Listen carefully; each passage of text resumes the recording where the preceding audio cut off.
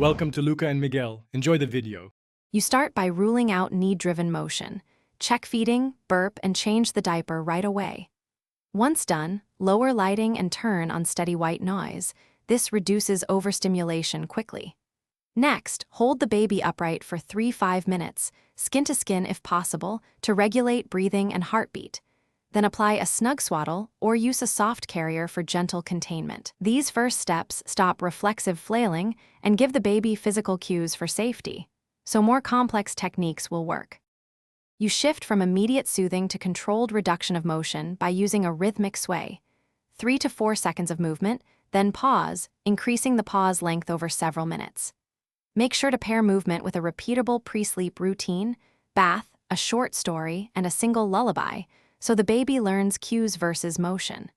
Once the baby settles, put them down in a safe sleep surface drowsy, but awake. Keep watching for hunger or discomfort, and slow the withdrawal if the baby protests. You complete the process by transitioning the baby to independent settling. Place them down drowsy and allow brief self-soothing attempts. Over the next 7 to 14 days, reduce required motion incrementally. Shorten sway and pickup time by about 10 to 20% each night, so the baby adapts without panic. Make sure to keep routines consistent and responses calm.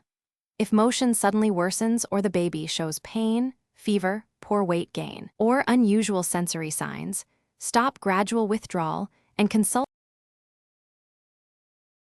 Thanks for watching and please subscribe. It's the best investment you'll ever make.